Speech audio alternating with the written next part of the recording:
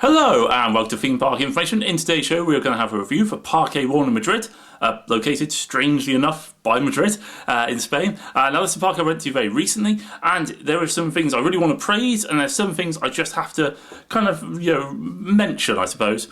So thing number one is the park is accessible by bus, taxi, you can drive obviously, and that was actually not included with the park, but a very simple service, thank God. I was a bit worried before doing it.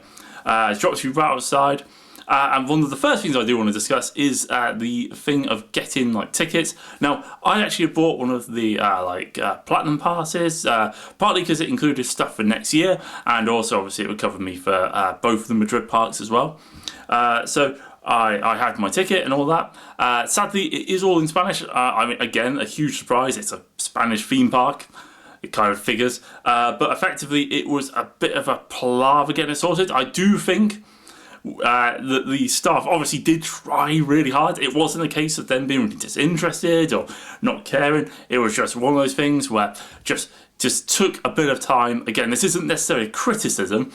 It is just something where if you do get it, I would possibly recommend having it in Google Translate or potentially just maybe doing a bit more work, which is kind of on me.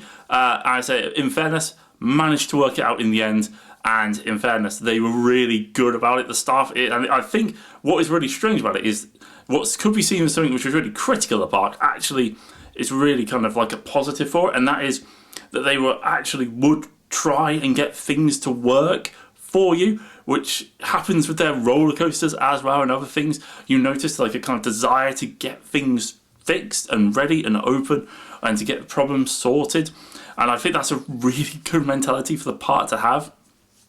So after getting the pass, all good, managed to get through really nice and quickly, no issues there, fantastic.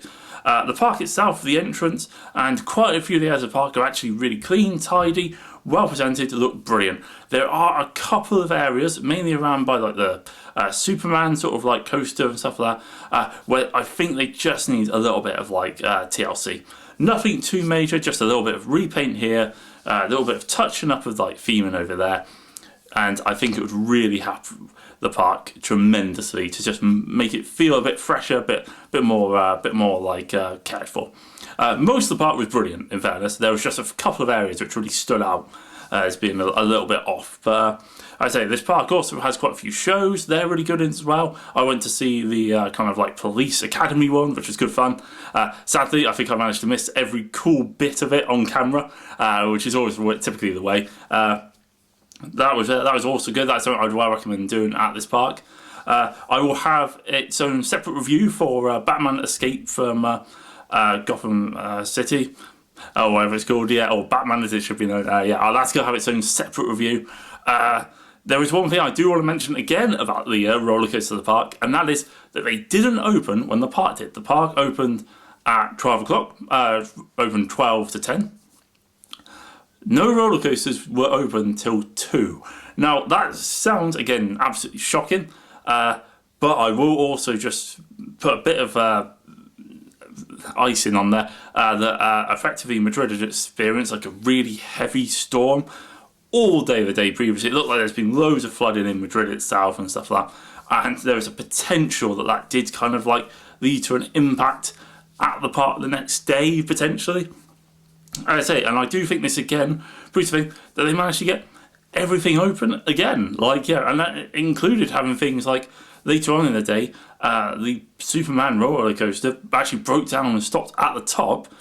And as a fun little tidbit, because it has video recording, if you actually went into the shop to get anything, it would actually show them just stuck on the lifter, which was both quite funny and maybe something they might want to turn off in future. Just a little bit of a little tip. But yeah, again, as I say, this thing of getting the problem things, getting things open, getting things sorted. As I say, I managed to go on everything. It just took time. But as I say, the park as a whole was really good. As I say, I think the staff were really, really friendly. They actually were trying really hard to fill the train as well, which is always such an important little feature. If there were any ones or anything you were on, if there was a free, you'd be put with them. Really efficient service, really good. So what you want, just skip the time queuing. Fantastic.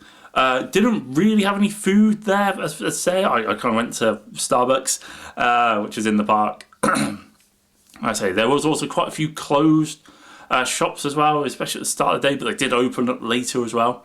And I did also manage to go on quite a few of their like flat rides and stuff like that. I will say their kind of like top scan spin, whichever one it is, that one has a stupidly short ride duration. And that possibly, especially on a really quiet day, could be made so much longer. The drop tower, that was really good fun, really high. Don't know why, but I did notice seeing someone doing like some sort of like ninja moves in this backstage area where we were. I mean, the person next to me were on it, which was really funny. I don't know why I would just want to bring that up. I just like little detail, which I really thought was really funny. I say, really good operations, really good park for the most part. I will say that wooden roller coaster really sucks. Like, if you were looking for a new coaster to add, RMC in that would be a pretty solid start. But anyway, as I say, a park I'd probably worth going to. Park I'd like to go back to, and generally speaking, just like thumbs up. I think a day where it didn't go perfectly, but a day where I think you saw a park trying to do the right thing, and I think that's really important sometimes. It's like there's nothing worse than being an aimless theme park where something's closed and you go, we'll look at that tomorrow. It's like, no, the park closes in like an hour and a half, but if we can get it open, we'll get it open. Perfect mentality. That sort of thing needs to be praised and looked at really positively. And I think, as I say, it just made the day like pretty good, because there was a point where I was like, what is going on here? And at the end of the day, I was like, I'll tell you what, I'll give you the benefit of the doubt that something outside of your control was happening. But anyway, I'd recommend going. Don't forget to like, comment, and subscribe for more content. I'll catch you guys on the next one.